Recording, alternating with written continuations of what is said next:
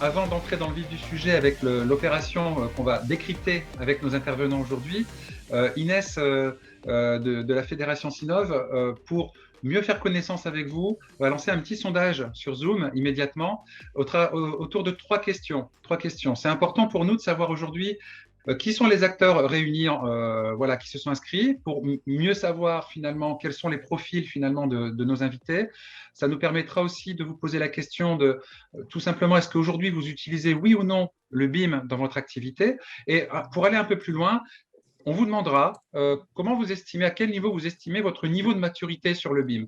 Est-ce que vous estimez plutôt novice, plutôt d'un niveau, c'est pas péjoratif, moyen, mais en tout cas d'un niveau d'avancement entre guillemets tout relatif, plutôt bien avancé sur le BIM, ou carrément vous estimez que le BIM c'est vraiment votre cœur d'expertise et vous vous estimez expert. Donc une première question pour savoir à quelle catégorie vous appartenez. Architecte, bureau d'études, maître d'ouvrage, entreprise, service dans le sens conseil, formation, assistance à maîtrise d'ouvrage, etc.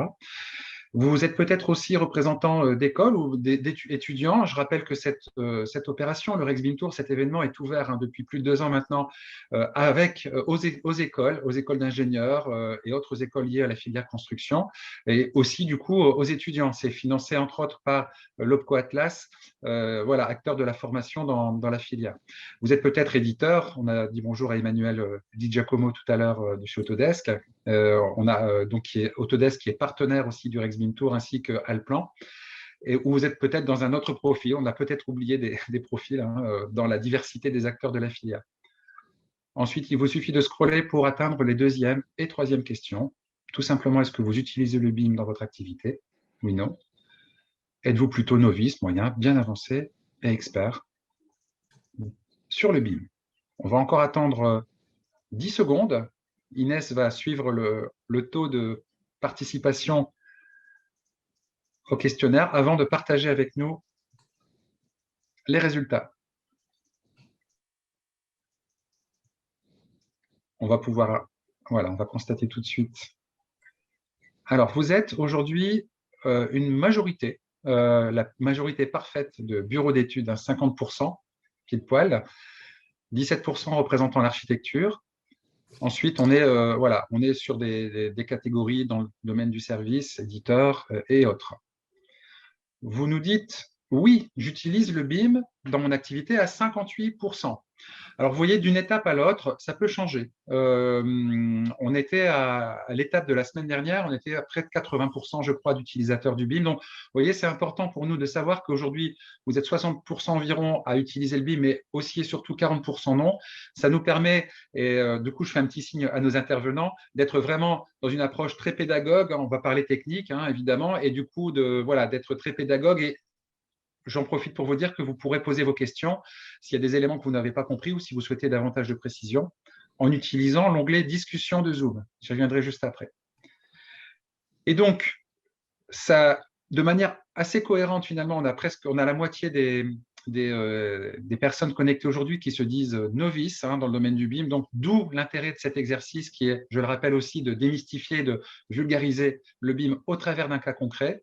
Et ensuite, voilà, c'est assez partagé entre bien avancé, expert ou moyen. Très bien. Eh bien, sans plus attendre, je vous propose de commencer cette présentation. Je vais tout simplement, avant de partager avec vous, on va faire un tour de table d'abord en présentant nos intervenants du jour et ensuite je lancerai la présentation. Donc, nous sommes aujourd'hui avec, un petit instant, nous sommes aujourd'hui avec Viviane Cloès. Bonjour. Bonjour. Alors, est-ce que vous pouvez vous présenter? Vous faites partie de Arte Charpentier Architecture, c'est ça? C'est ça. Et quel, Oui. et quel est votre rôle finalement vis-à-vis du projet et au sein de votre cabinet d'architecture? Oui, je présente un peu peut-être le cabinet Arte Oui, vous pouvez en Charpentier. quelques mots, oui, Voilà. présentez-nous le cabinet, oui. Donc, Arte Charpentier, architecte, nous sommes environ 150 collaborateurs partagés sur 3 sites, Paris, Lyon et Shanghai. On a justement une agence à Shanghai. En 2019, on a fêté nos 50 ans. C'est une agence assez solide. Et nous sommes BIM depuis 2012. Donc, 2012. spécialement dans le logement, depuis cette date, tous les projets sont en BIM. Donc, j'ai développé une allergie à l'AutoCAD. Je pense que ça vient de là. Mais il y a aussi tous les autres projets de l'agence sont faits en BIM. Donc, moi, je suis responsable du pôle logement et aussi chef de projet pour l'opération qu'on va vous présenter. Et à mes côtés, il y a Jean-Frédéric Loco, qui c'est le BIM responsable de l'opération. D'accord, donc vous êtes coordinateur BIM, hein, c'est ça, Jean-Frédéric? Je suis architecte d'abord et aussi coordinateur référent BIM de l'agence. On est 3 référents BIM à l'agence et moi je suis référent BIM spécialement pour les projets de logement à l'agence. D'accord. La troisième personne qui va intervenir à vos côtés, c'est Julien Garnier, qui va intervenir à 2 titres aujourd'hui. Dans un premier temps, Julien, en tant que directeur de Cardonel Ingénierie, c'est ça? Exactement. Donc moi, je dirige le bureau d'études Cardonel Ingénierie, qui est un bureau d'études spécialisé en thermique fluide, assistance aux certifications environnementales. Et c'est l'objet de l'intervention ce soir, de voir un peu le lien entre cette maquette et les prestations qu'on réalise. Et donc, en second rôle, je suis aussi administrateur Sinov Île-de-France. Donc, on est hôte de cet événement aujourd'hui. Et je vois qu'il y a de nombreux administrateurs du Sinov ce soir lors de du webinaire et je les remercie de leur présence et de leur soutien en tout cas. Voilà. Très bien. Et donc, évidemment, Cardonel a participé à cette opération, donc un programme immobilier d'envergure au sein de la ZAC des Docks à Saint-Ouen, avec, on va dire, des messages forts qui seront passés aujourd'hui autour de la performance énergétique, hein, entre autres, et en quoi le BIM vous a aidé à contribuer à ces objectifs. Exactement. Très bien. Alors, on va entrer dans le vif du sujet. Vous nous avez préparé une présentation pour décrypter tous ensemble. Et donc, je rappelle à toutes les personnes, avant qu'on commence la présentation, que vous avez en bas, ou en fonction d'où se trouve votre barre d'outils Zoom, vous avez une bulle qui s'appelle « Discussion ». C'est le chat, finalement, de l'interface de la solution Zoom. Si vous avez des questions, posez-les via cette interface. Posez-les directement et nous y répondrons à la fin de la présentation. On ne va pas y répondre au fur et à mesure pour laisser vraiment le retour d'expérience se développer de manière intégrale et ensuite nous accorderons une dizaine de minutes environ à la fin pour répondre à toutes vos questions. Donc n'hésitez pas au fur et à mesure de la présentation à utiliser le chat pour toutes vos questions. Je vous passe la parole. Qui prend la main pour présenter dans un premier temps? C'est bon, c'est moi. On peut garder le slide d'avant? Oui, voilà. Tout à fait. Donc, sur cette slide, vous avez quelques images de l'îlot N7 qui se situe dans la ZAC des Docks à Saint-Ouen. Et je peux vous faire un petit historique de cette ZAC. Donc, c'est une ancienne friche industrielle qui était très grande, qui était convertie en écoquartier. Donc, c'est entre la Seine et la mairie de Saint-Ouen. C'est là, par exemple, qu'il y a maintenant le siège du Conseil d'Île-de-France, siège du… Comment ça s'appelle ça? C'est le Conseil départemental. Voilà, le Conseil départemental d'Île-de-France, voilà. Donc, à côté du marché de puces, voilà, c'est pour situer un peu le projet. Donc, voilà, là, on peut passer. Voilà, donc pour cette opération, donc là je vous présente l'équipe principale, mais il y a eu pas mal d'autres personnes qui ont participé, d'autres entreprises. Donc la maîtrise d'ouvrage, c'est Nexity qui nous a fait appel pour ces projets et on verra plus en détail plus loin, qui c'était le moteur aussi de la démarche BIM sur ces projets. C'était un projet pilote, c'est ça pour Nexity? Exactement. Donc, c'est à leur demande que ces projets étaient conçus en BIM 2. D'accord, niveau 2. Donc, nous, on a participé en tant avec l'émission d'architecture, de paysage et architecture d'intérieur, parce que dans l'agence, on est capable de travailler tous ces métiers. On a aussi des urbanistes, on a aussi la DET, mais là, aujourd'hui, on a ces 3 missions-là. Nous avions Béton Ingénierie, qui était notre BOT pour les structures fluides thermiques et notre BIM Manager. Et Cardonel Ingénierie, qui est notre BOT environnement et BIM compatible, parce que je pense que Julien est un BIM convaincu. On va vérifier ça au fur et à mesure de la présentation. Voilà. Très bien. Je peux passer? Oui. Donc, le projet, c'est un projet assez imposant parce que nous avons modélisé 32 000 m². C'est que ça équivaut à 55 logements divisés en 8 bâtiments. On a encore 2 niveaux de parking dans un public et de commerce en rez-de-chaussée. Donc, ces programmes, ça correspond à peu près, en ordre d'idée, l'îlot, il fait à peu près 100 mètres par 80 mètres. Donc, il est assez dense. Donc, il y a 5 programmes qui font partie de cette opération. Donc, là, en gris, on voit les 5 bâtiments de l'accession qui donnent sur la cour de dock, la nouvelle cour qui est en train d'être créée pour relier la Seine le boulevard Victor Hugo, qui sert l'artère principale de Saint-Ouen. Après, on a un bâtiment de logements sociaux avec 60 logements. On a justement une imbrication.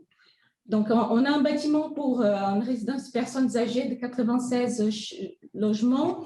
Et par-dessus, on a un briquet, un bâtiment d'étudiantes avec 151 chambres. Et cette opération, justement, cette imbrication, elle est due aussi à beaucoup de choses qui sont arrivées à cette opération, surtout plusieurs changements de programme. Ce qui montre que là, en bas où on a cette frise, justement, on montre que c'est un projet il est en étude, des conceptions depuis 4 ans. Donc, on a fait un premier PC.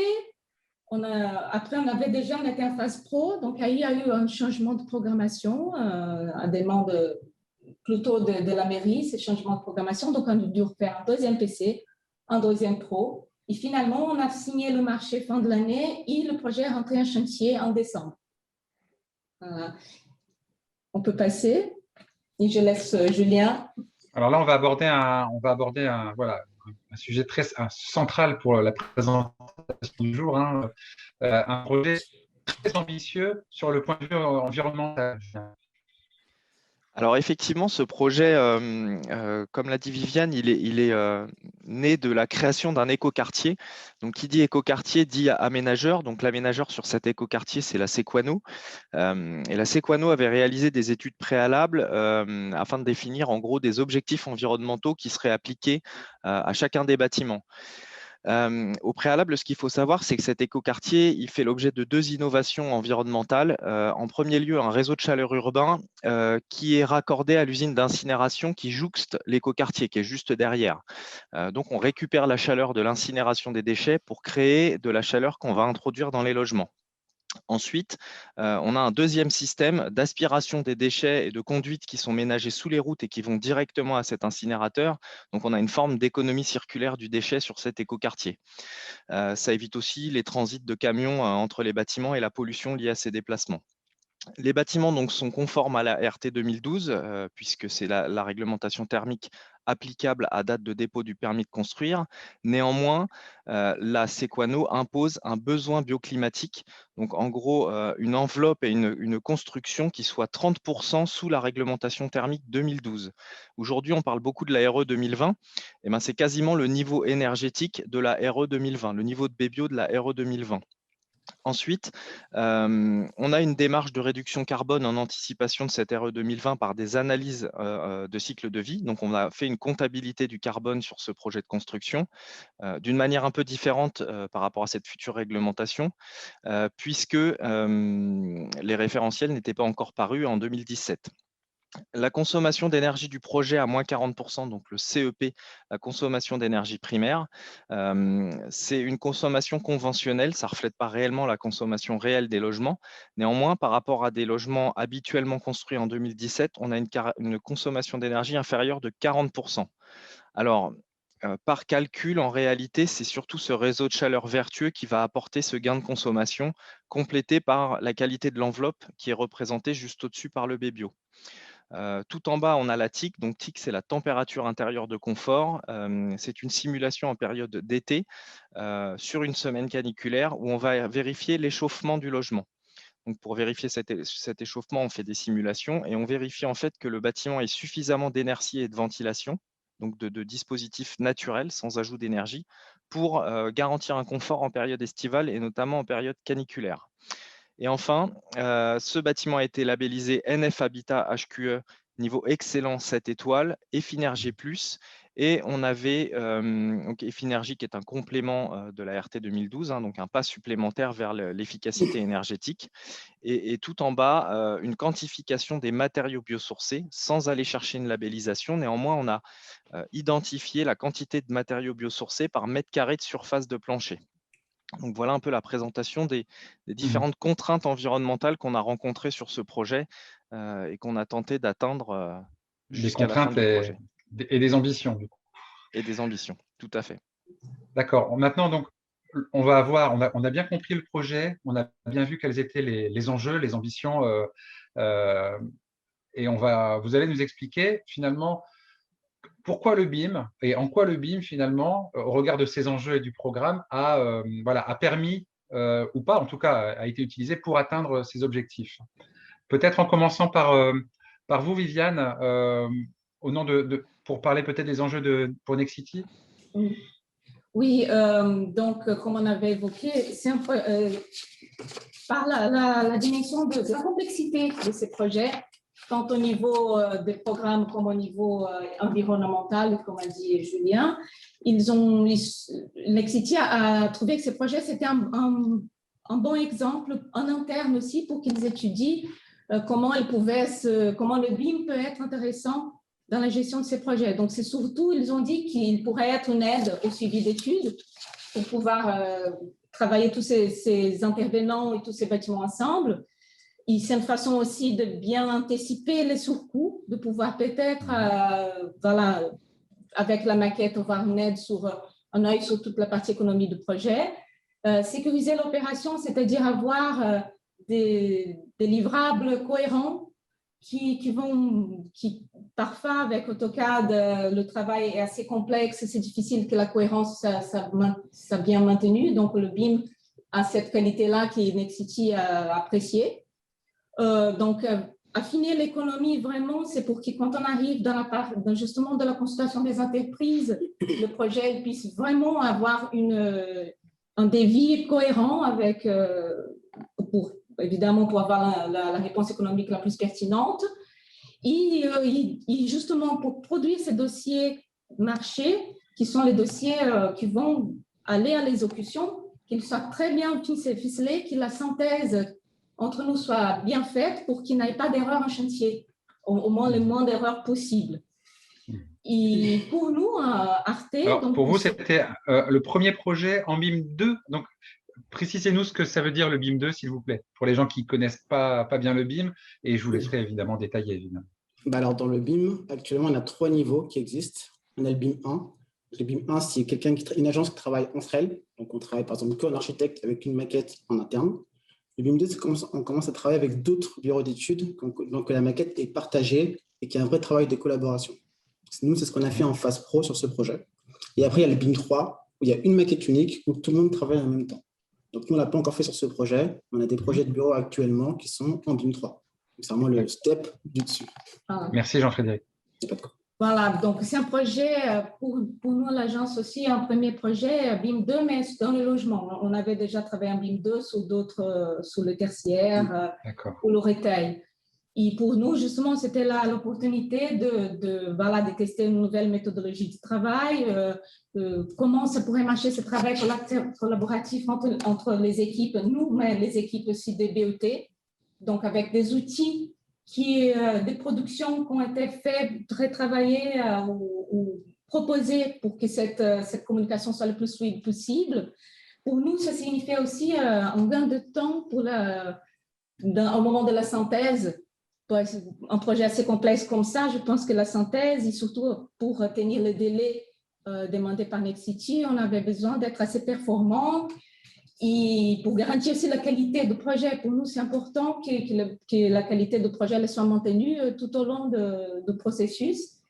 Et c'est aussi toujours une opportunité de former les équipes aux outils BIM, parce que la formation du BIM, c'est continu. Ça évolue énormément, constamment. Et ce projet qui a duré 4 ans, même maintenant, 4 ans après, on a fait un peu un historique de comment on a commencé. On s'est rendu compte qu'on a beaucoup plus évolué, qu'aujourd'hui, on démarrerait peut-être différemment. C'est ça qu'on va vous raconter aussi. D'accord. Alors, comment ça s'est passé? On va décrypter ensemble maintenant les différentes étapes. Qui commence? Je vais vous expliquer chez nous comment ça s'est passé. Alors, quand le projet a commencé, vu l'ampleur, on a mis en place une très grosse équipe de personnes pour bosser sur le projet. Il y avait environ entre 8 et 9 personnes qui ont travaillé, d'architectes. Donc, on a décidé de travailler sur le logiciel Revit Architecture, parce qu'on travaille dessus maintenant depuis 2012. On avait déjà des bonnes habitudes qu'on avait mis en place à l'agence. Ensuite, le premier travail qui a été fait ici, c'était de savoir comment on allait s'organiser en termes de découpage des maquettes. En gros, soit on bosse avec une seule maquette unique, avec tous les architectes qui bossent sur la même maquette, soit on découpe la maquette en fonction des besoins. Donc, vu la taille du projet et vu à l'époque nos systèmes informatiques, on a décidé de diviser les maquettes par bâtiment. Donc, on a 8 bâtiments, donc 8 maquettes, donc bâtiment 1, 2, 3, 4, 5, 6, 7, 8, plus une maquette dédiée aux 2 niveaux de parking. Et ensuite, on a des maquettes complémentaires, notamment pour les lots paysages, pour l'architecture d'intérieur, et aussi une maquette qu'on a appelée la maquette montage. La maquette montage, c'est celle qui compile toutes les maquettes sur lesquelles on a dessiné et qui nous sert à produire tous les livrables, donc les plans, les coupes et les élévations. Donc, ce travail de découpage de maquettes, c'est essentiel et ça doit être bien fait dès le début pour s'éviter par la suite plein de problèmes qui peuvent ralentir le projet. Alors, n'hésitez pas à citer, je vois que vous citez quelques outils en pied de page. Quelle plateforme avez-vous utilisé? Quel logiciel avez-vous utilisé pour modéliser, par exemple? Je vais en parler par la suite, dans le slide d'après. D'accord, très bien. Je sais pas si c'est vrai. Mais donc, Revit, c'était vraiment le logiciel de base. On a dû faire 90% du travail sur Revit à l'agence. Idem pour les BET, notamment pour Betom. Donc, Betom, ils sont calés un peu sur notre façon de diviser les maquettes. Donc, ils ont fait une maquette structure pour chaque bâtiment, structure, fluide, CVC, électricité. Donc, finalement, ça faisait énormément de maquettes à gérer pour eux. Je l'ai écrit, ils avaient environ 27 maquettes à gérer tout au long du projet, ce qui est assez complexe pour un bâtiment de logement. Pardon. On a 2 plateformes collaboratives que j'ai précisées tout à l'heure. On a utilisé 4 logiciels de modélisation. Donc, sur 4 ans, forcément, il y a eu plein d'aléas et plein de façons de travailler plus ou moins différentes. D'accord. Donc voilà, au niveau des outils, donc comme j'ai précisé tout à l'heure, pour l'architecture et pour tous les bureaux d'études, ce qui a simplifié les choses, c'est qu'on a travaillé avec le même logiciel. Donc ça simplifie notamment tout ce qui est fluidité du travail et workflow et les échanges, parce que tout le monde bosse avec le même outil. Donc Revit, c'était vraiment la base pour tout le projet. On a aussi utilisé AutoCAD, mais à petite dose. Donc à l'agence, notre politique, c'est de ne pas trop utiliser AutoCAD, parce que ce n'est pas forcément utile et ce n'est pas très bien, entre guillemets. Malheureusement, il y a encore certains cas de figure où AutoCAD est encore un peu indispensable, mais on essaie vraiment de passer un peu d'AutoCAD au fur et à mesure des projets. Ensuite, on a utilisé aussi Navisworks, qui est un logiciel pour faire de la synthèse et de la pré-synthèse. On l'a utilisé notamment sur le premier pro, parce que je ne sais pas si Viviane l'a dit, mais il y a eu 2 pros pour ce projet. Le premier pro qui a eu lieu en 2017, je crois. 17-18. Voilà, 17-18. Après, il y a une pause sur le projet et après, il y a un deuxième pro. Donc, le premier pro, il s'est passé dans des super bonnes conditions. C'était vraiment le lancement. Tout le monde était hyper motivé pour le projet. Et pour ce premier pro, on a utilisé Navisworks au début. Mais sur très peu de temps, et après, le logiciel est un peu disparu, on s'en est un peu passé. En revanche, on a utilisé par la suite BIMcollab. Donc, on voit ici, là, vous êtes dessus. BIMcollab, c'est un logiciel pour faire des BCF. C'est-à-dire, c'est un logiciel qui permet à tout moment, en temps réel, d'annoter sur la maquette un problème qu'on voit. Donc, il y en a un conflit entre l'architecture, la structure et les fluides. On peut faire une espèce de capture d'écran 3D ou 2D. On la transfère au bureau d'études. Le bureau d'études voit le problème en question, le règle, et nous envoie en temps réel une information nous disant c'est bon, le problème est réglé. Donc, ça, clairement, pour la pré-synthèse ou de la synthèse, c'est un vrai gain de temps et on a vraiment apprécié travailler avec cet outil-là. Ensuite, on a Rhinoceros qu'on a utilisé un tout petit peu, notamment pour modéliser le cœur du lot et les jardins. C'était des formes un peu complexes, un peu molles, et c'était plus simple de le faire pour les paysagistes sur Rhino. Au niveau de la plateforme d'échange, alors ça, pareil, on en a eu 2. La première, c'était Simplicity, si je me souviens bien, et la deuxième, c'était Croquis. Et Croquis, pour le coup, on a vraiment apprécié de travailler avec parce que c'est un outil qui est hyper simple, qui a été développé par le CSTB. Et même pour quelqu'un qui est totalement néophyte avec ce genre d'outil, ben, c'est comme une boîte à plans un peu plus perfectionnée et ça marche vraiment très bien. Simple et accessible, hein, si je ne m'abuse, hein. C'est-à-dire Exactement. que c'est open, entre guillemets. C'est ça? Plus maintenant. Plus Avant, c'était Ah oui, c'est vrai, ça a Alors, changé, pardon. c'est ça, c'était gratuit jusqu'à peu de temps et maintenant c'est vraiment Excusez-moi, je payant. n'ai pas mis mon disque dur à jour, excusez-moi. C'est pas grave. Mais voilà, en tout cas, il y a beaucoup de gens qui ont apprécié. Je sais qu'il y a beaucoup d'architectes, des bureaux d'études qui travaillent avec Croquis. Donc, c'est un super outil qu'on recommande vivement. Et puis, le dernier, on a indiqué, c'est Robo. Donc, ça, c'est pas pour nous, c'est plus pour les bureaux d'études structure. Il est utilisé notamment pour faire tout ce qui était calcul des centres de charge, etc.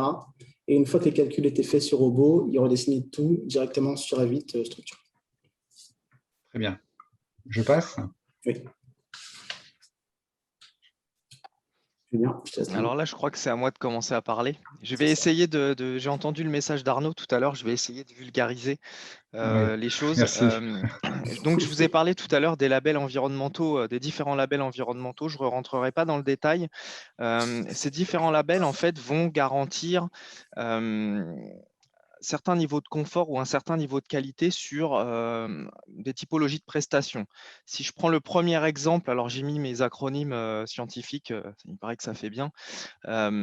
Si je prends la case DX en haut, qui est le logiciel Dialux, là, vous avez l'exemple d'une étude qu'on réalisait précédemment sur AutoCAD. Donc, à partir de la maquette AutoCAD, enfin du plan AutoCAD, on éditait tout simplement un plan papier. On prenait ce qu'on appelle un CUTCH, qui est une règle à l'échelle. On faisait un métré et ensuite, on allait saisir ce plan dans l'outil Dialux. Cette saisie nous permet de faire un calcul qui s'appelle le facteur de lumière du jour. Le facteur de lumière du jour, c'est très simple. C'est la quantité de lumière naturelle qui est apportée par la baie vitrée à l'intérieur d'une pièce. Donc, on a beaucoup de liens avec l'orientation, la hauteur du logement dans le bâtiment, la profondeur de la pièce et sa surface, donc un fort lien avec l'architecte aussi sur la construction de ces pièces et de ces façades finalement.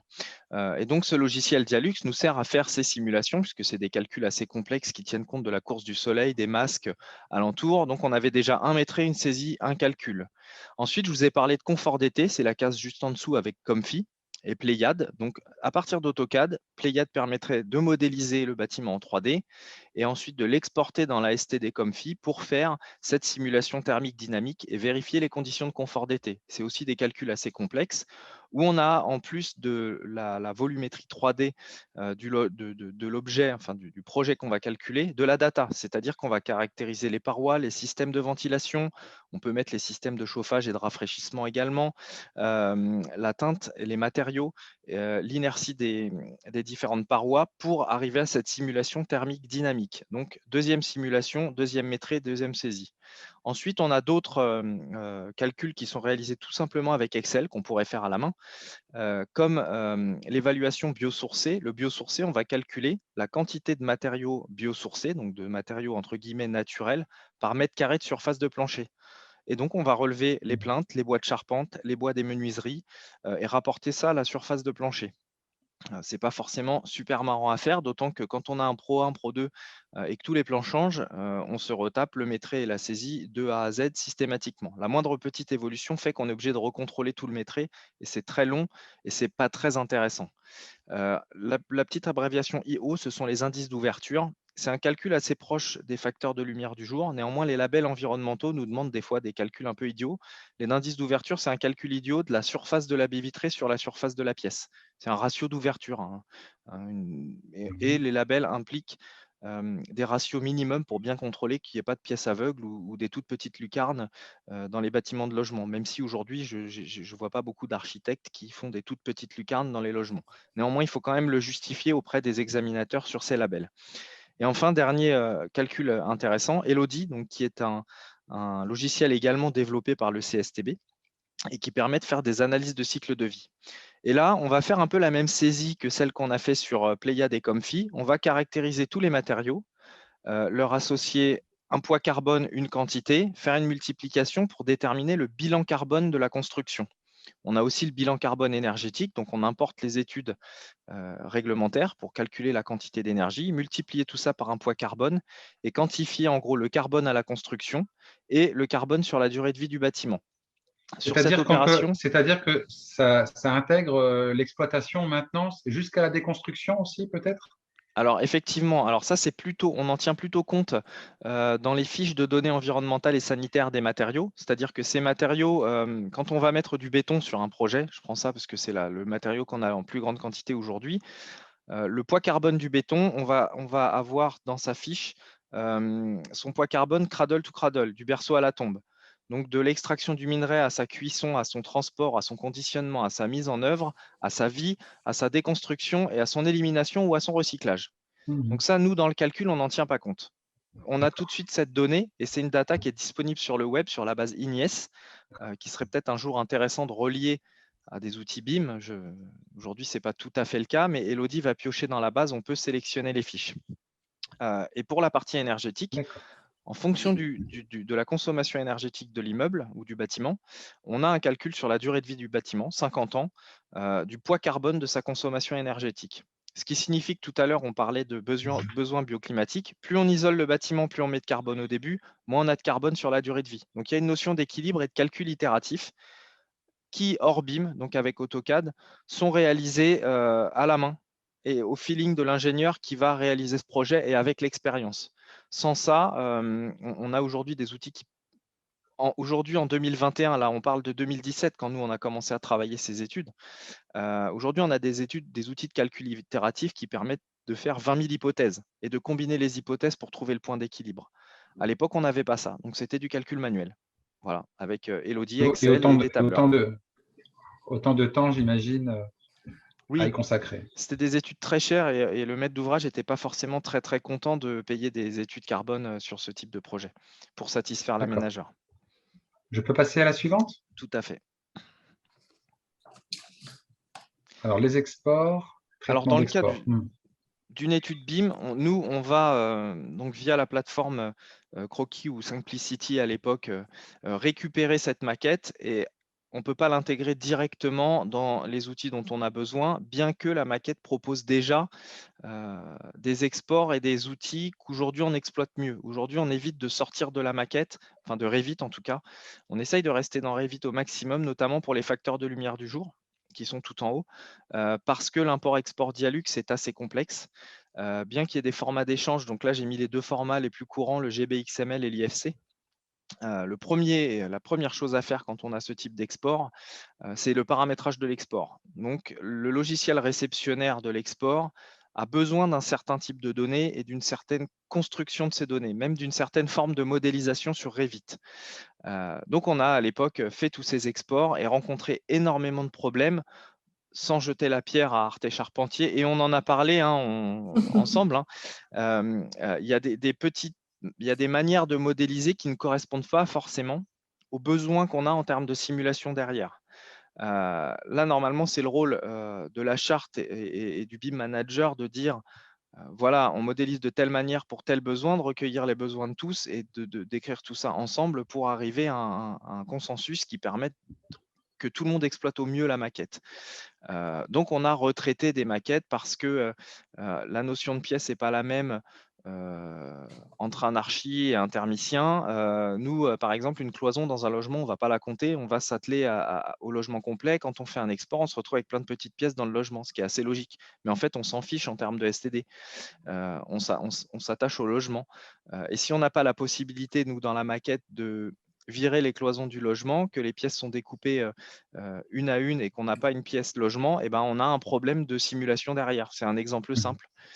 Un autre problème en termes d'ACV, l'ACV, elle est allotie. Donc, c'est-à-dire, on va mettre chaque composant du bâtiment dans un lot. Et pour vous donner un exemple simple, bien souvent, les menuiseries, donc les fenêtres, sont modélisées avec les garde-corps parce que c'est un ensemble esthétique. Et pour l'architecte, c'est assez pratique de modéliser les deux ensemble. Moi, quand je vais faire mon ACV, j'ai besoin de couper la fenêtre et le garde-corps en deux, puisque mon garde-corps va dans un lot serrurerie, ma fenêtre va dans un lot menuiserie. Et ça, c'est encore une difficulté à laquelle on se heurte et ça nécessite du retraitement, en fait, même après avoir fait export.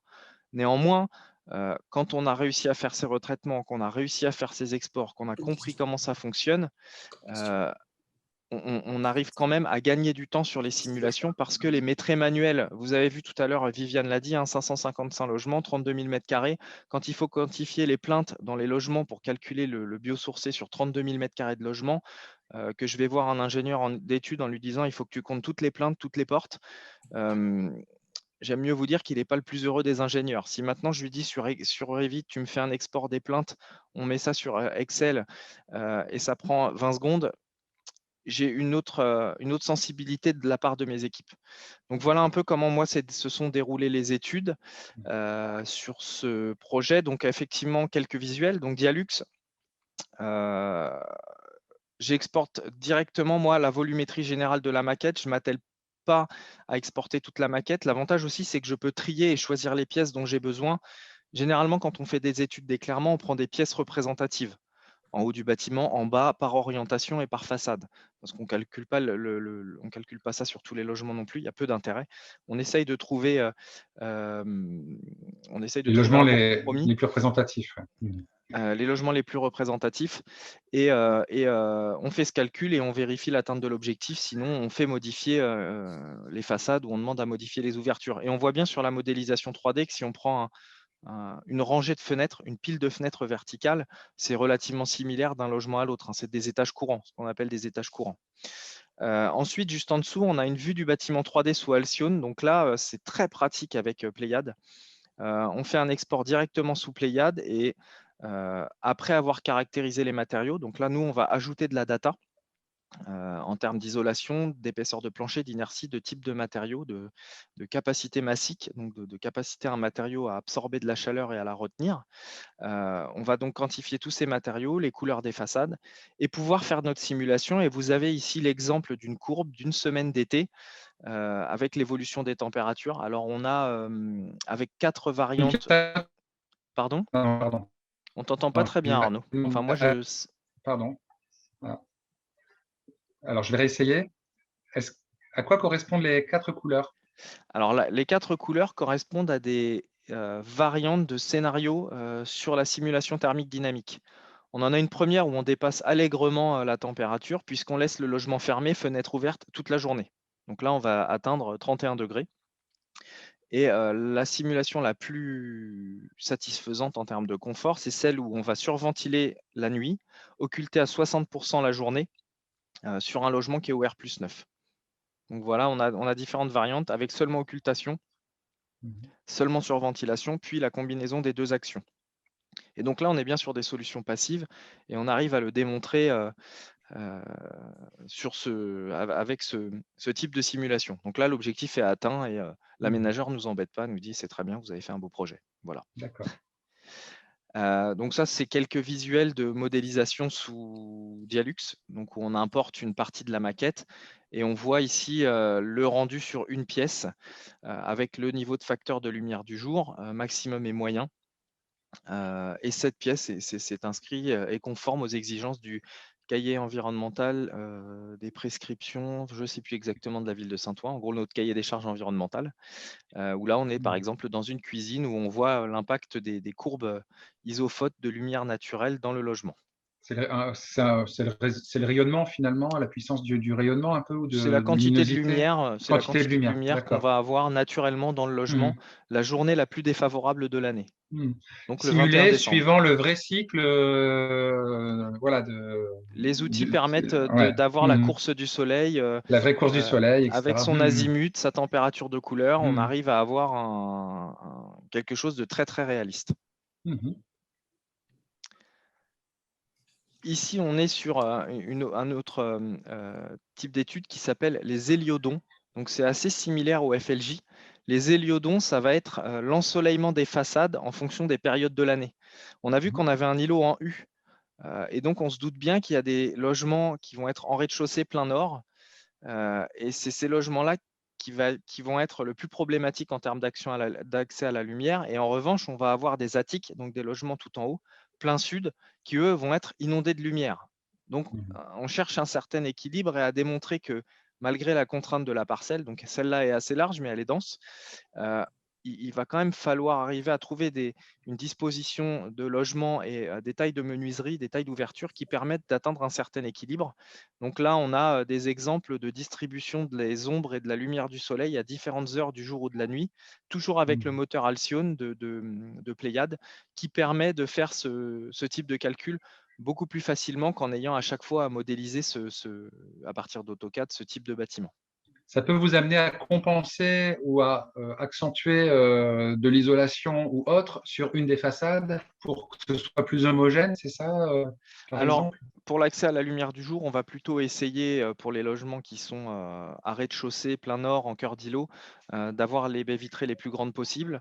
Et pour les logements qui sont en haut d'îlot, Plein sud. avoir les plein sud, avoir les baies vitrées ou des occultations, et essayer surtout de convaincre le maître d'ouvrage d'aller dans notre sens, parce que ça va générer des logements confortables. Ce qui est complexe aussi, puisqu'on voit qu'il y a certaines trames de façade et une continuité architecturale. Donc, on ne peut pas non plus trop modifier. On est un peu, nous, contraints et par le maître d'ouvrage et par l'aspect architectural qui empêche de vraiment travailler de manière bioclimatique. Très bien, j'avance, hein. Alors là, une maquette pour voilà, parcourir ensemble. Merci Jean-Frédéric hein, d'avoir réalisé cette vidéo un tout petit instant. Voilà. N'hésitez pas à commenter hein, pendant que la vidéo tourne. Alors là, c'est une petite vidéo qui montre l'ensemble des maquettes du projet. Donc les 8 maquettes évoquées tout à l'heure, plus le parking. Il y a un point qui est intéressant pour les architectes, j'ai vu qu'il y en avait qui étaient là aujourd'hui, c'est que ce projet, on l'a fait dès la conception avec les outils Revit et le BIM. Pourquoi on a fait ça? Avant, on a fait ça sur AutoCAD. Donc, on aurait des gens qui auraient fait des plans, des gens qui auraient fait des façades. Et puis après, on travaille un peu chacun de son côté. Et puis à la fin, on regarde si ça match ou ça ne match pas. Et souvent, il y a beaucoup d'erreurs. Donc, souvent, il faut tout remodifier. C'est compliqué d'avancer. Là, quand on avait bien organisé le travail, il y avait certes des gens qui faisaient les plans et des gens qui faisaient les façades. Mais dès que la maquette se mettait à jour, ils voyaient tout de suite les points où ça ne marchait pas. Et ça a vraiment facilité le travail de conception du projet, de conception des façades et des appartements. Donc, le BIM peut aussi être utilisé en phase de conception. Ça marche très bien et on le fait encore aujourd'hui sur plein de concours et plein de faisabilités tous les jours. Par la suite aussi, le fait, c'est qu'au début, on était une grande équipe pour modéliser parce qu'il y avait toute la conception des façades, tous les architectes ont participé. Mais une fois que la maquette est modélisée, et justement, avec bien modélisé, il faut insister que c'est important justement de suivre les gens pour qu'ils soient bien modélisés. Elle a réussi à vivre très bien tous ces 4 ans. Donc, c'est à chaque fois une maquette qu'on a évolué. Ça nous a permis aussi de diminuer les équipes petit à petit. Donc, à mon temps, quand on était en phase pro, vous imaginez qu'on pouvait travailler à 2 pour faire tous ces projets-là. C'est qu'en AutoCAD, c'est impossible. Normalement, c'est une personne par bâtiment. Donc, on devait être minimum 8. Et là, donc, le BIM vous a permis aussi d'optimiser progressivement les ressources, les moyens humains, etc. Pour suivre le projet. Et surtout, moins on est nombreux, mieux on a le dialogue, donc mieux on maîtrise le projet. Il y a moins d'erreurs aussi parce que 8 personnes à gérer, parfois le dialogue peut avoir des coupures et tout le monde n'a pas eu la même information, donc parfois il y a des erreurs. Donc ça aussi, ça permet d'avoir la certitude d'un projet bien fait. D'accord. Alors, il nous reste un petit peu moins de 10 minutes pour passer aux questions-réponses. Et ce qui va nous intéresser aussi, on va avancer un petit peu, c'est d'avoir aussi votre regard critique et votre retour d'expérience sur tout ce qui s'est passé. Qu'est-ce que vous pouvez nous dire finalement sur la convention BIM? Assez rapidement, parce que c'est quelque chose qui est fondamental. Donc, pour les personnes qui ne connaissent pas le BIM, c'est important de l'aborder. Mais j'ai envie de dire, si on peut aborder assez rapidement la dernière partie de la présentation. Voilà, merci. On va faire au plus simple. Donc, au début, pour les premières phases du projet en BIM 1, quand on travaille que entre nous, qu'entre architectes, la convention BIM n'est pas forcément indispensable parce qu'on a nos méthodes de travail, notre façon de travailler. Par contre, quand on passe en BIM 2, on doit collaborer, échanger les maquettes et il faut avoir une certaine hiérarchie et une convention de travail. Donc, la convention BIM, c'est un peu la Bible du projet et elle dit comment on modélise, comment on nomme, comment on codifie les éléments et on la respecte tout au long du projet jusqu'au chantier, jusqu'à la livraison. Donc, en gros, c'est le livre blanc qu'on utilise tout au long du projet. Pour faire vite. Très bien. OK.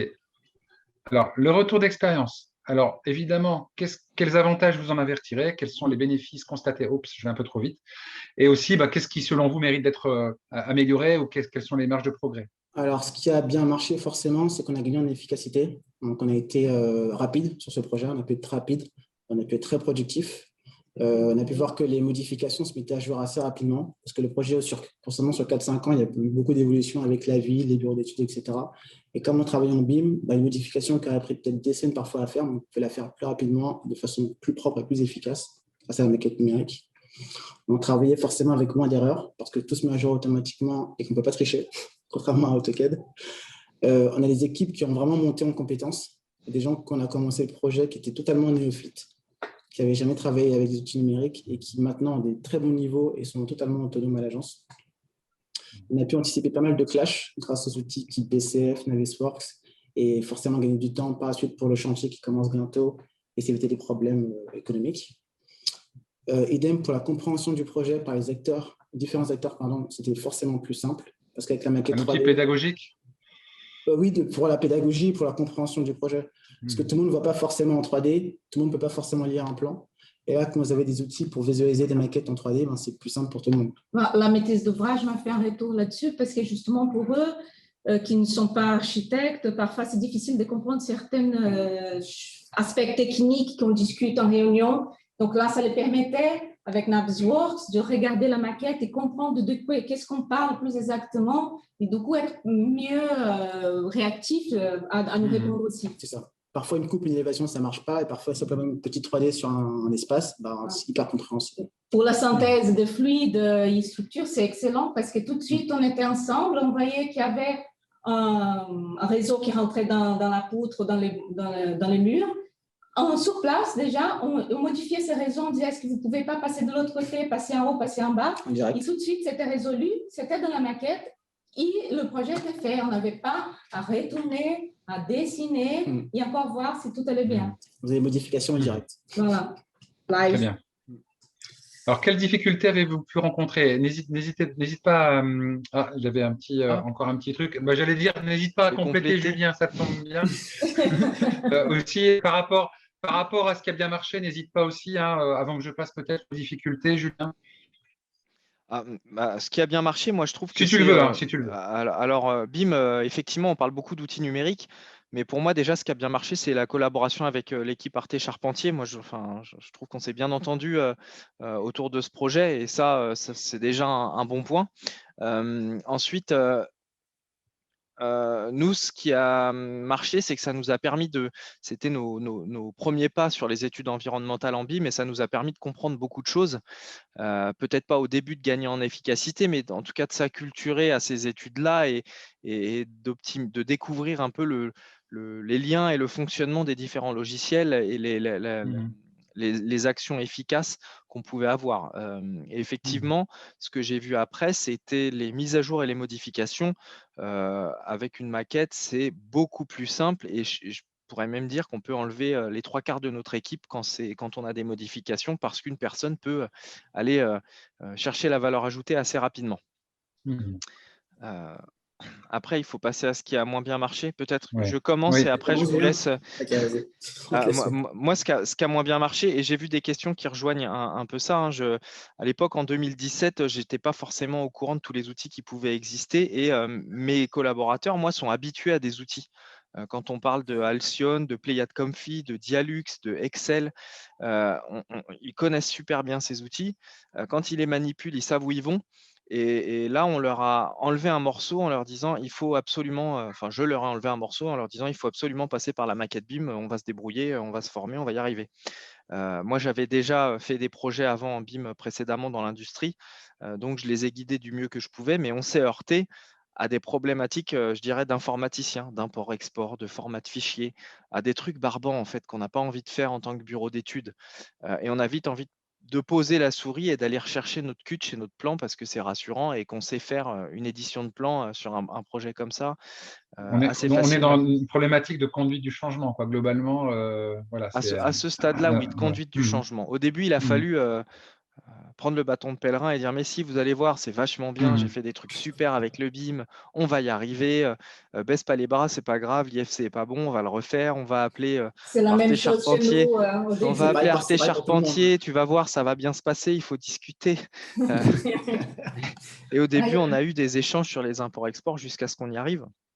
Après, c'est vrai que pour en revenir aux questions, et comme ça j'en profite Arnaud pour gagner un peu de temps, je vois que Emmanuel a évoqué des outils qui sont intégrés comme A360 Rendering et Insight pour faire les FLJ. À l'époque, j'avais peut-être pas suffisamment de recul pour proposer ces outils-là. Et Autodesk a peut-être pas fait le travail de prescription non plus. Je ne sais pas s'il y a un responsable, mais en tout cas, on a fait du mieux qu'on a pu comme on pouvait. Non, mais On donnera la parole tout à l'heure. Il est là, Emmanuel, il a juste réagi après. tout de Oui, suite, du coup. oui, il a réagi tout de suite. Mais on va finir le point sur les difficultés. Si tu as fini, on passe Oui, la moi, c'est parole à l'essentiel. Viviane et Jean-Frédéric sur les difficultés. Et ensuite, on va passer on va passer aux échanges. Alors, pour nous, les difficultés qu'on a eues, la première, c'est qu'entre les deux pros, on a perdu un peu le BIM management. Le BIM manager a un peu disparu sur le projet. Et forcément, le BIM manager, c'est un peu le chef d'orchestre sur des projets en BIM. Et comme il n'était pas là, on a dû un peu se débrouiller comme on pouvait à un moment. Mais bon, c'est sorti plus ou moins bien. Donc voilà, ça, c'était un premier problème. Deuxième problème, c'est que forcément, dans cette période-là, la fluidité des échanges n'était pas forcément optimale comparé au premier pro, où là, tout vraiment s'est bien passé pour nous. Ça décharge aussi, à décharge de ça. On a fait le deuxième pro au premier confinement. C'est ça. Donc, il y a eu nous tous, on a eu des problèmes de connexion. Les gens qui étaient en télétravail, ça ne marchait pas le télétravail, on n'arrivait pas à accéder à les choses. Donc, ça aussi, ça complexifiait un peu.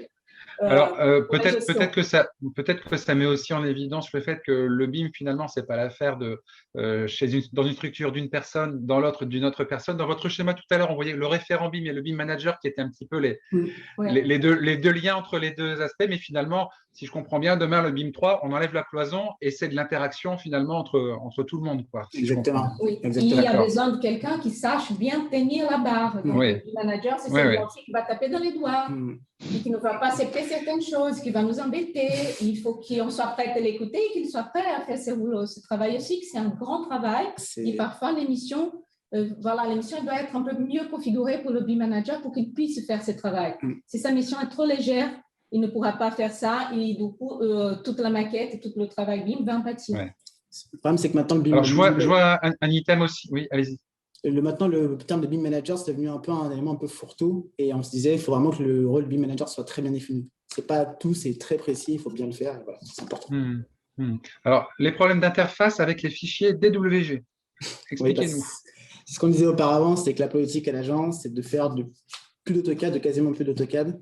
Et nous, pendant le début du projet, on avait une partie des équipes, notamment de paysage, qui à l'époque n'étaient pas formées sur Revit. C'est le même sujet que Julien. Qui travaillait en AutoCAD. Tout le monde qui était un peu réticent au début aussi. D'accord, le même problème. D'accord. Voilà, c'est pas idéal. Donc, au début, on était en AutoCAD avec eux. Et Revit, ils n'étaient pas très contents. Sincèrement, on a eu beaucoup de problèmes. Beaucoup de galères. Voilà. Alors, si on met dans la balance les avantages constatés et les difficultés, votre bilan, Julien, alors je vérifie juste après, comment aller plus loin finalement avec tous ces enseignements. Quels enseignements vous en tirez finalement pour que demain, un projet similaire gagne en efficacité, que les collaborations et l'interopérabilité entre les données, mais aussi entre les acteurs, fonctionnent mieux, en ce que les workflows finalement soient optimisés? Tu m'as posé la question à moi. Allez, je vais commencer. Tout le monde. Je vais commencer. Et effectivement, ce que disait Jean-Frédéric tout à l'heure, le point essentiel, c'est le BIM manager qui est un peu, je dirais, celui qui va écrire la règle et qui va arbitrer. Parce qu'on a des besoins et des pratiques différentes. Et le BIM, on a en fait un socle commun. Et le rôle du BIM manager, c'est d'être le garant de ce socle commun et du respect de ces pratiques, et surtout de l'écriture et de la clarification des règles. Et sur ce projet, effectivement, au début, ça a un peu patiné sur le sujet. Pas qu'au début, ça a un peu patiné sur le sujet, clairement. Et c'est ce qui a un peu nuit à la démarche. Maintenant, c'était aussi une première chez Nexity. C'était un projet pilote, donc voilà, ça fait partie de la montée en compétences, je dirais. Mhm. Mais pour moi, ça, c'est le point essentiel.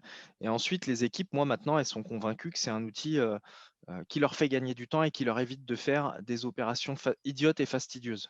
Voilà, et qui leur permet de faire leur travail de Avec conception plus de valeur ajoutée. en se concentrant sur la valeur ajoutée, effectivement.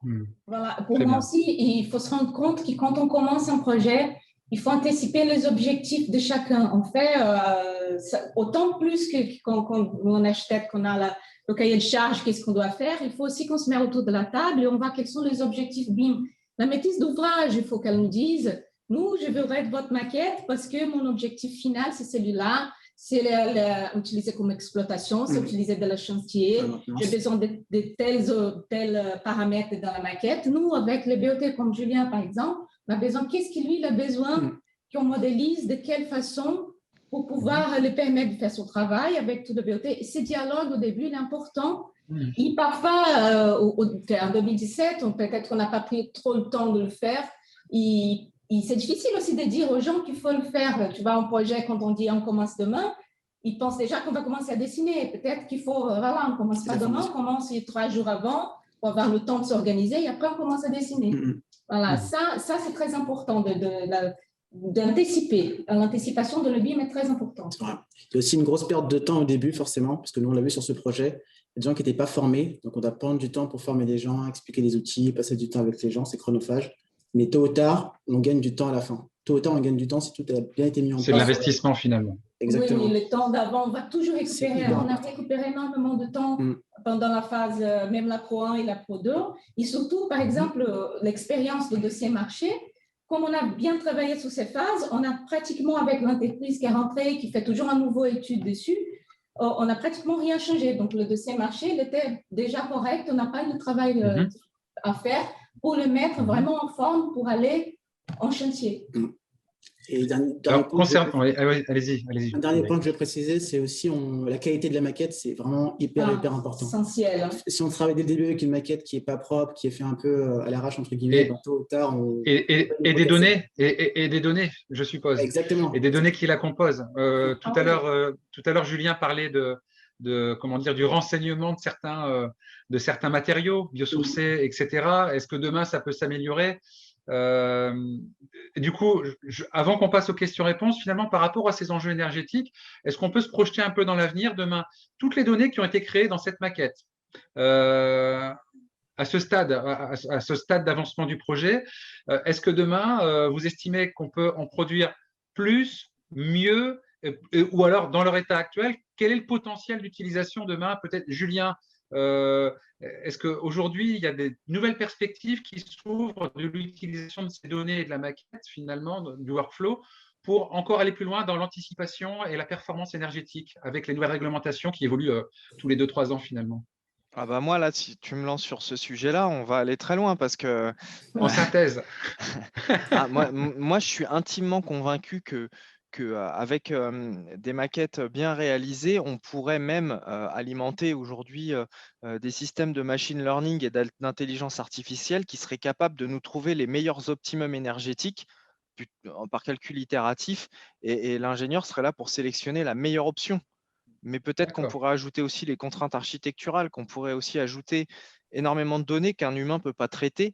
Et par contre, l'humain pourrait décider de la meilleure option. Mais alors là, je vais très loin. Je ne sais pas combien d'années ça va Ça veut prendre. dire que toutes les maquettes seraient interconnectées pour alimenter des IA qui feraient ensuite alors déjà, la première chose qui serait bien, c'est de déposer un permis de construire avec une maquette numérique. Et ça va faire rire les archis parce que on va encore déposer des gros paquets de papier à la mairie, en 12 exemplaires, machin. On a tous marre. Donc c'est ça qu'il faut regarder aussi. Nous, on a des outils puissants et on a des équipes qui sont hyper motivées et qui ont envie de pousser dans ce sens-là. Maintenant, il y a des décalages des fois de phase entre le maître d'ouvrage, les services de l'État. Mais pourquoi pas, oui, effectivement, déposer la maquette et demain, un acquéreur va sur Google Maps faire la visite de son appartement. Je pense que l'obstacle n'est pas hyper loin. Ça va arriver. Avec ce qu'on a dedans, on pourrait dire aussi, voilà, la consommation énergétique de la maquette s'étend, vous aurez tant de lumière à telle heure du matin et l'impact environnemental de votre logement, c'est ça. Voilà ce que vous achetez. on n'est pas si loin que ça, mais c'est effectivement une question de D'accord. langage et de volonté. D'accord. Et je pense que ceux qui sont autour de la table là sont pas contre et savent potentiellement D'accord. déjà le faire. Donc, le BIM manager ou le référent BIM sera-t-il un robot demain ou un algorithme? On verra. On va d'abord s'intéresser aux questions qui ont été posées par tout le monde, enfin, par les quelques questions que je vais aborder petit à petit. Hop. Alors, on avait une première question assez tôt. Hop, je vais prendre la question de. Je vous prie d'excuser, j'ai levé la main sans poser la question et je dois oui. partir prochainement, donc je vais tout de suite oui, poser, allez-y. sans vouloir avoir la primeur, les deux questions. Qu'en est-il de la normalisation du BIM, sachant qu'un certain nombre d'acteurs, notamment derrière la FFB, ont tendance à tirer la couverture de leur côté? Et deuxième question, qu'en est-il en termes de rentabilité entre un projet BIMé et un projet non BIMé? Est-ce que le retour sur investissement est flagrant une fois qu'on a passé la phase d'apprentissage? Merci. C'est une bonne question. C'est une très, très bonne question. Qui se jette? Allô? Pour les côtés économiques, je n'ai pas les chiffres, Oui. mais on voit le gain de temps et c'est monstrueux. Sur tous les projets, on gagne énormément de temps, n'importe quelle phase. C'est le jour et la nuit. Hein. Clairement, il y a tous ceux qui ont commencé à se mettre au BIM chez nous ne peuvent retourner avec les outils AutoCAD d'auparavant. Personne ne veut retourner. Il n'y a pas photo. Oui, le retourné économique, c'est vrai que c'est effectivement au-delà qu'on peut réduire les équipes, donc les gens ils peuvent travailler, on est plus disponible à faire plus de projets. Donc, c'est une évidence. Après, je ne sais pas, effectivement, en termes de chiffres, on n'a pas fait cette étude. Peut-être que ça serait intéressant de le faire, tout simplement. Alors, il existe des études. Alors, peut-être que Julien voudra compléter, mais j'en profite parce que c'est la question de coût global et de rentabilité du BIM. C'est la question qui sera au cœur de l'étape de Rouen, dont je vous donnerai la date tout à l'heure. On aura un Rex BIM Tour dédié vraiment à cette notion de coût global et de rentabilité du BIM. Julien, tu souhaitais peut-être compléter? Moi, j'ai juste regardé sur l'aspect analyse de cycle de vie, qui est une opération mathématique simple. On quantifie des matériaux, on les multiplie par un poids carbone et on arrive à un poids carbone de la construction. Quand je fais un mètre manuel par rapport à une maquette bien construite, je vais passer 5 fois moins de temps à faire mon étude. Voilà. C'est pas bon. Donc sur un projet comme ça, si je le fais à la main, je mais quelqu'un pendant 10 jours à faire du métré. Sur le côté davantage de gouvernance du sujet, politique un peu, qui a été posé par Jean-Philippe tout à l'heure, je ne sais pas si, Julien, tu as un avis là-dessus? Alors, je sais que le plan BIM 2022, peut-être, mais... Julien est là, je pense qu'il est plus, est toujours là, je pense qu'il est plus à propos pour nous expliquer ça, mais je ne le vois plus dans la liste des participants. Mais effectivement, il a disparu, mais quand je participe à des réunions sur le BIM, j'entends souvent parler de cette problématique de la normalisation qui n'est pas acquise en ce moment en fait. Elle n'est pas aboutie, mais la démarche elle n'est pas aboutie. C'est en cours. Oui. Elle est en cours, et y compris sur les questions de définition des objets, des matériaux, etc. Il y a encore pas mal de choses qui sont en cours a priori. Mais c'est tellement vaste que finalement, oui, j'ai envie de dire, c'est un sujet qui ne finira jamais. Je me permets d'enchaîner sur une autre question, si vous permettez. Il y a une guerre, enfin, j'ai entendu parler d'une guerre au niveau des acteurs de la FFB qui essayent de tirer la couverture de leur côté par rapport. C'est les poids lourds de la construction face aux TPE-PME, en fait.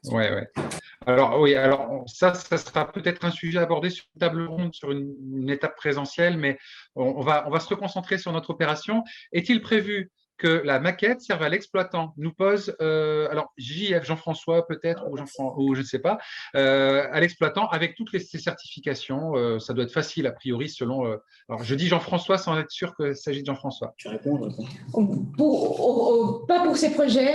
Nexitil n'avait pas envisagé d'utiliser cette maquette pour celle-là, spécifiquement ces projets, mais je sais qui, c'est dans leur démarche justement à partir de 2022, c'est ça, tous leurs projets seront faits obligatoirement en BIM et le but, c'est d'avoir une maquette exploitable parce que pour les copropriétés, pour les gestions de copropriétés, elle pourrait être très utile. Donc, je sais que c'est un objectif de la maîtrise d'ouvrage et comme on a dit, s'ils nous disent depuis le début de la maquette que c'est ça l'objectif, on va la modéliser d'une certaine façon. Si ce n'est pas l'objectif, on ne modélise pas autant de finesse. Parce que si plus tu dois modéliser la 3D, plus elle va être lourde, plus ça prend du temps. Donc, tout ça, ça doit être très bien calé au début. Donc, en tout cas, pour celle-là, l'objectif, ce n'est pas celui-là. D'accord, merci beaucoup. J'enchaîne parce qu'il ne nous reste plus que là, les 2 minutes avant de conclure. Une question qui a été posée par Saïd. Avez-vous utilisé, on a eu un début de réponse, hein, avez-vous utilisé les IFC? Si oui, quelle stratégie avez-vous suivi pour structurer l'information et pour les échanger sur les modèles IFC? Alors, on n'aura pas le temps de décliner une stratégie complète, mais peut-être simplement un mode de fonctionnement. Sinon, quid de l'exploitation d'une maquette native sur des versions ultérieures, si elle n'est pas exportée en IFC? Alors, pour cette partie-là, je pense que la question m'est adressée puisque j'ai parlé des IFC. Oui. Donc, nous, on a utilisé les IFC uniquement en export pour refaire un import dans nos logiciels de calcul. La stratégie pour structurer l'information, on a dans chaque logiciel de calcul une documentation qui nous permet de bien faire l'export. Et je dirais qu'aujourd'hui, je ne privilégie pas l'IFC, je privilégie plutôt le GBXML parce qu'on a eu de nombreux problèmes qu'on ne sait pas vraiment expliquer, des bugs avec la création, par exemple, de 10 000 objets qui correspondent à rien et trier 10 000 objets, je ne sais pas le faire. Maintenant, je vais écouter le conseil d'Emmanuel et essayer d'utiliser plus de plugins sur AutoCAD, Revit. Je vais me faire mordre. Je vais me faire mordre. Donc, la stratégie qu'on a utilisée à l'époque en 2017, c'était de faire au mieux avec ce qu'on avait et la connaissance qu'on en avait. Donc, c'était assez balbutiant, je le reconnais. Et l'exploitation d'une maquette native sur des versions ultérieures, je n'ai pas la réponse pour ma part. L'exploitation d'une maquette native sur des versions… je n'ai pas compris la question, mais ça marche très bien. Alors moi, avec mon regard naïf sur le sujet depuis que je le suis, on entend souvent dire que l'IFC, c'est le format universel pour échanger et repartager, poursuivre.